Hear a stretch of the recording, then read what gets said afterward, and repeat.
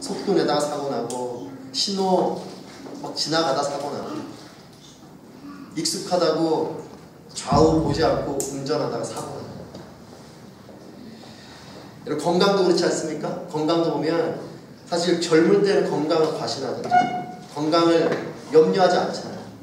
사실 건강을 언제 조심하게 되냐면 내게 큰 병이 왔을 때에, 또 내 몸이 점점 연약해져 갈 때에 사실은 우리는 건강을 조심합니다. 젊을 때는 건강 조심 잘 하지 않아요. 오히려 젊은 사람들이 건강을 조심하면 이상하다 그러죠. 뭐 이렇게 할아버지처럼 그러냐, 할머니처럼 그러냐. 사실 건강을 조심해야죠. 그런 정도로 우리가 시간이 흐를수록 점점 더 조심스러워지고 하는 것이 건강인 것입니다. 여러분, 우리의 인생을 봐도요, 우리의 인생에는 사고가 사실 도사리고 있어요. 주변에 사고들이 많이 벌어질 수 있는, 자동차 운전이 조심스러워지면서 주변에 사고가 널려져 있기 때문에 그렇지 않습니까? 또 우리의 인생은 연약함이 늘 있어요. 여러분, 건강을 조심하게 되는 것은 사실 우리의 삶에 연약함이 있기 때문에 그런 것이죠. 그것처럼 우리의 인생도요, 살아가면 살아갈수록 조심스러워져야 되고, 또 그런 것이 정상적입니다. 그래서 어르신들이 말씀하시죠. 나이가 들수록 인생 무서운 걸 알게 된다라는 말씀하세요. 사실 젊을 때 잘 몰라요. 근데 나이가 들수록 인생에 대해서 조심스러워지고, 또 사람이 무서워지기도 하고, 인생이 늘 때론 두렵게 여겨질 때가 있습니다. 여러분, 인생에 대해서 성경도 경고를 하고 있어요. 그것이 오늘 우리가 본 말씀입니다.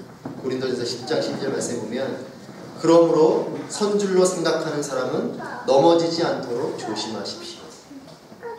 성경이 우리의 인생을 향해서 하는 경고예요. 왜 이렇게 경고합니까? 선줄로 생각하는 사람, 이런 사람이 있다라는 것입니다. 사실 우리의 삶은 자만하기 쉬운 것이 우리의 삶입니다. 인생의 초보일 때는 자만하지 않아요. 여러분, 사업을 처음 시작하는 사람은 어떻습니까? 열심히 땀 흘려 일하고, 또 조심하고, 한 번 더 생각하고, 이렇게 일해 나가죠. 그런데 사업이 어느 궤도에 오르고 안정감을 누리게 되면 그때부터 자만함이 오기 시작합니다. 물론 제가 사업의 이야기를 들어서 모든 것이 그래요. 사실 우리 인생은 처음 뭔가를 시작해 나갈 때 조심스럽지만, 내가 뭔가 잘 되는 것 같고 내 인생이 거침없어지는 것 같을 때에 사실 인생의 위기가 옵니다. 여러분, 첫사랑을 하면서부터 바람피는 사람은 없죠. 그런 사람이 있으면 사귀면 안 됩니다.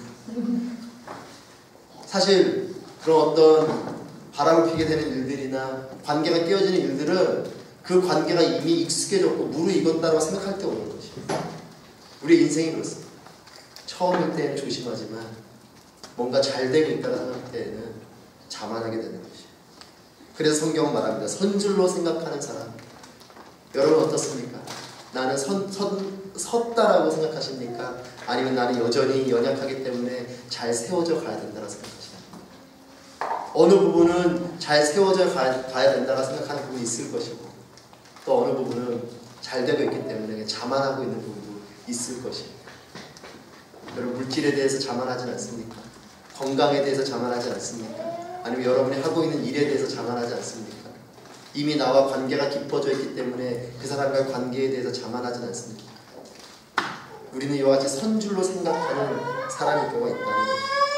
그리고 사고는 자만하는 것으로부터 와요. 운전을 자만할 때 큰 사고가 나고, 건강을 자만할 때에 우리의 건강에 위기가 옵니다. 인생도 마찬가지. 섰다라고 생각할 때 그때가 조심해야 된다는 것입니다. 그래서 성경은 넘어지지 않도록 조심하십시오. 여러분, 이 이야기는 뭐예요? 우리의 인생이 넘어진다는 거예요.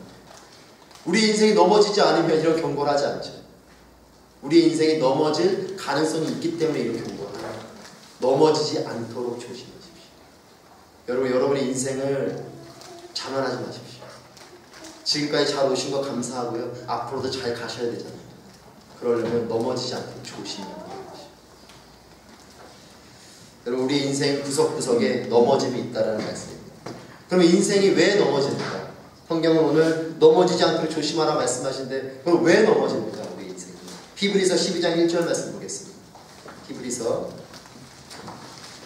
12장 1절 말씀 1절만 먼저 볼게요. 1절 12장 1절 같이 있습니다. 시작.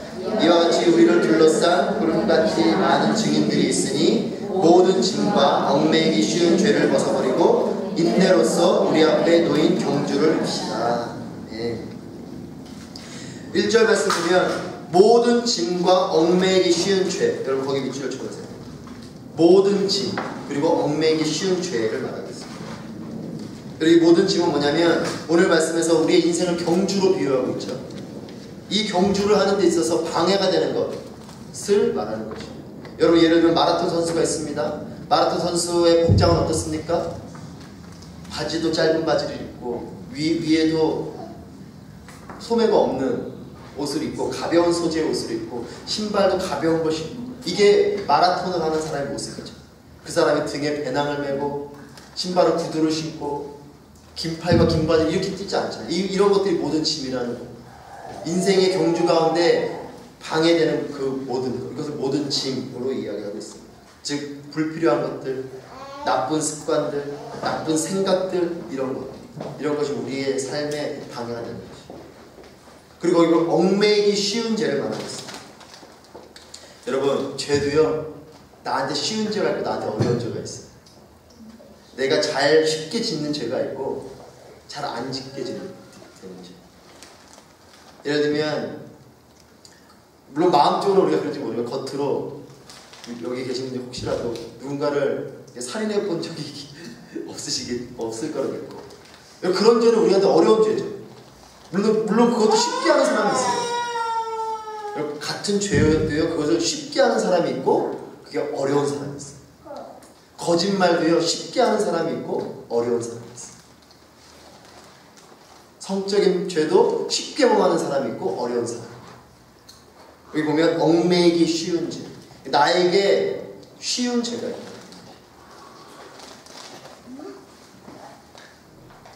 근데 이 모든 짐과 얽매이기 쉬운 죄를 어떻게 하라고 말합니까? 벗어버려라. 즉 이것은 이 두 가지가 우리의 삶을 덮고 있다는 것이에요. 이 두 가지, 즉 모든 짐과 얽매이기 쉬운 죄가 우리의 인생을 덮고 있기 때문에 이것을 벗어버리라고 성경이 말하고 있습니다. 결국 여러분 이 두 가지를 통해서 사단은 우리를 공격합니다. 사단의 가장 큰 무기가 뭐냐면 이 두 가지. 우리의 삶에 불필요한 생각을 심어주고 불필요한 마음을 심어주고 짐이 되는 것들을 자꾸 심어주고 두 번째는 내가 범하기 쉬운 죄를 자꾸 짓도록 해요. 이것이 사단의 공격입니다. 그래서 즉 이 두 가지를 한 단어로 이야기하면 뭐냐면 유혹입니다. 유혹. 사단의 가장 강력한 공격은요 유혹이에요.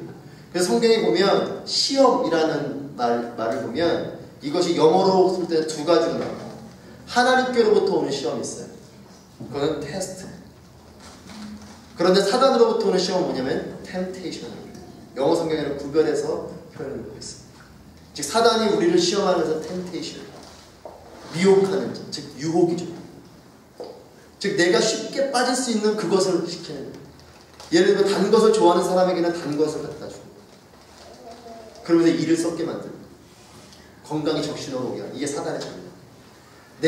나에게 단 것이 있어요. 내가 쉽게 빠지는 것이 있어요. 그것이 물질이 되었던 외모가 되었던 할렐루야. 여성분이 계셔서 외모를 이야기했습니다. 내가 쉽게 빠지는 그것만 생각하면 내가 마음이 확 가버리는 그런 것을 사단은 우리에게 요구하는 것이에요. 여러분 이 유혹이 얼마나 이겨내기 어려우면 1절에 뭐라고 표현합니까? 인내로서 이렇게 표현하고 있습니다. 이것을 벗어버리는 일이 인내라는 거예요. 참 어렵다는 거예요. 이게 쉬우면 좋겠는데 이게 어려워요. 사단의 유혹은 정말 어렵습니다. 그래서 여러분 아까 우리가 본 말씀처럼 정말 내가 자만하지 않고 깨어있고 서있지 않으면 그냥 넘어지는 거예요. 그래서 여러분 자만하지 마세요. 나는 안 그랬겠냐? 그렇지 않아요. 여러분 이제 한국교회를 보면 여러 가지로 안타까운 소식도 접하지 않습니까? 물질 때문에, 또 성적인 부분 때문에. 저 리차드 포스터가 말한 돈, 섹스, 권력이 세 가지로 지금 한국교회가 무너지고 있잖아요. 이 세 가지가 무너질 때 그 목회자분들이 처음부터 그랬겠냐? 아니에요. 처음에는 정말 하나님의 순수한 마음으로 헌신하고 했지만 사단이 끊임없이 연약한 부분을 공격하는 거예요. 그래서 어느 순간 자만하고 있을 때 넘어지는 거예요. 이제 우리가 지금 사무엘을 묵상하고 있지만 다윗도 그렇지 않습니까? 광야에 있을 때, 전쟁터에 있을 때 다윗은 죄를 범하지 않습니다. 결국 바세바의 사건은 어디서 나타납니까? 이스라엘이 평안하고 다윗이 전쟁 가운데 있는 것이 아니라 옥상에서 거닐고 있을 때에 바세바가 눈에 들어온 거예요. 자만하다가 들어온 거예요. 이것이 참 어려워요. 뭐 어떻게 하면 이겨낼 수 있는가? 우리 히브리서 12장 2절 말씀 같이 있습니다.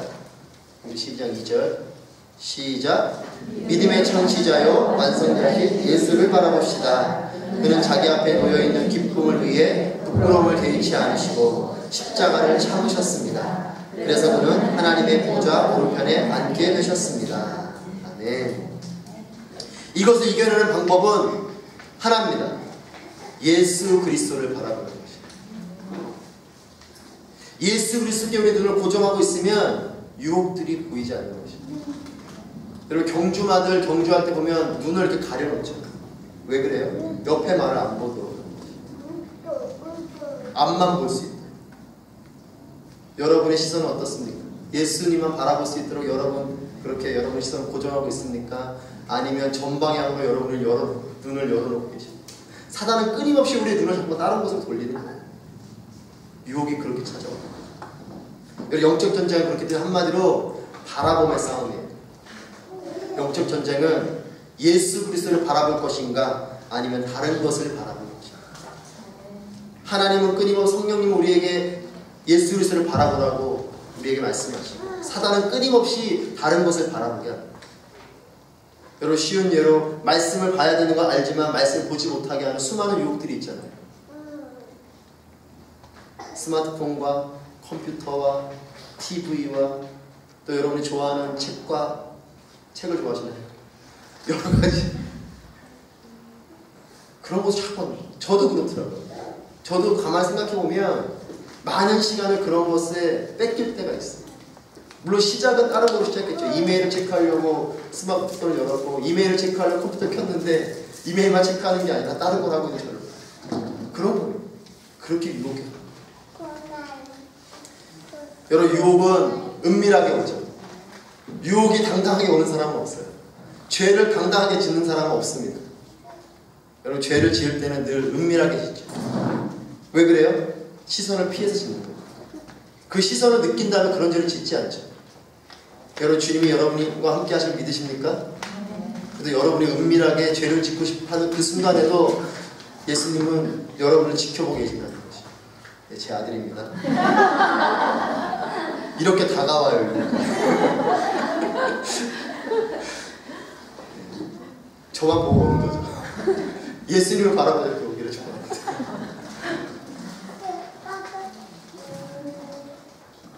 은밀한 곳에서 짓는 죄.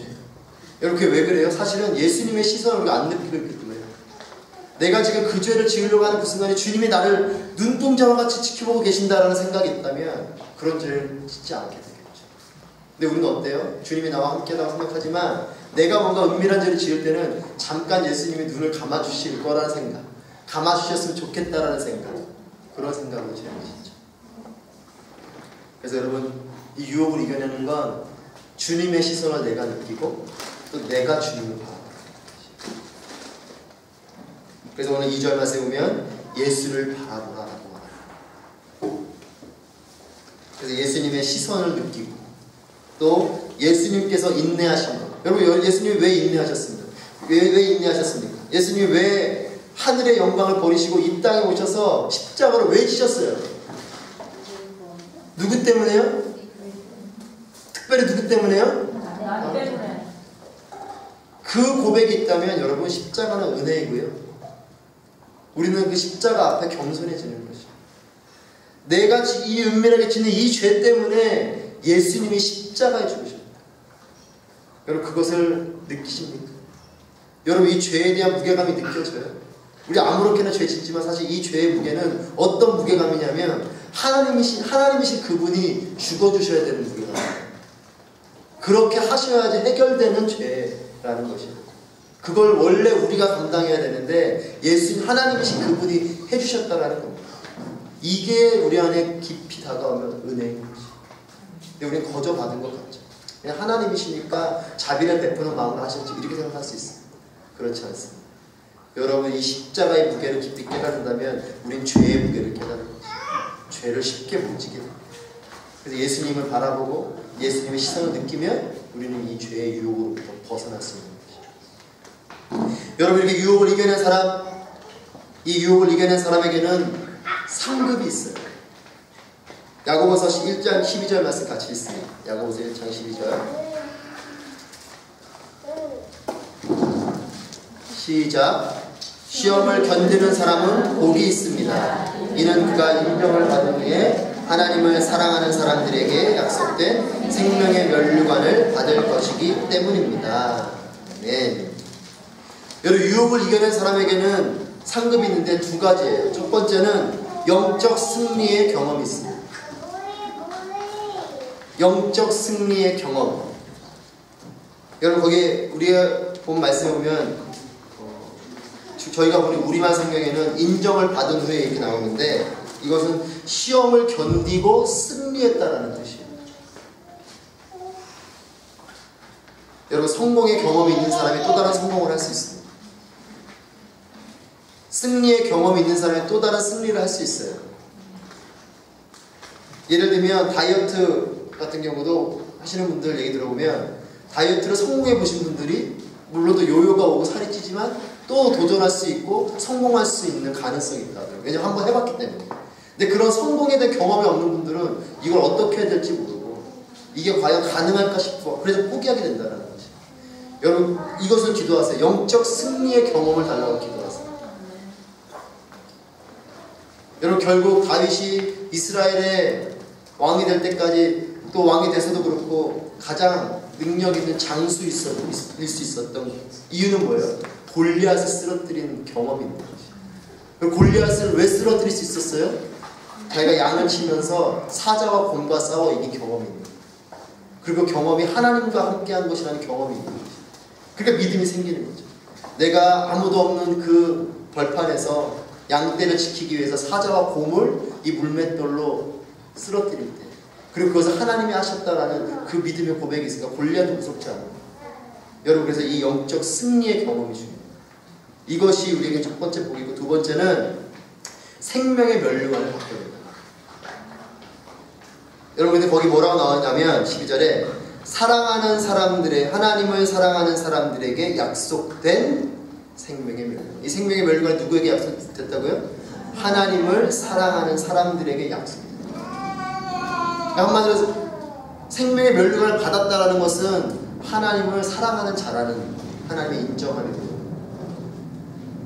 그러니까 즉 하나님을 사랑하는 사람만이 누릴 수 있는 특권이 생명의 면류관.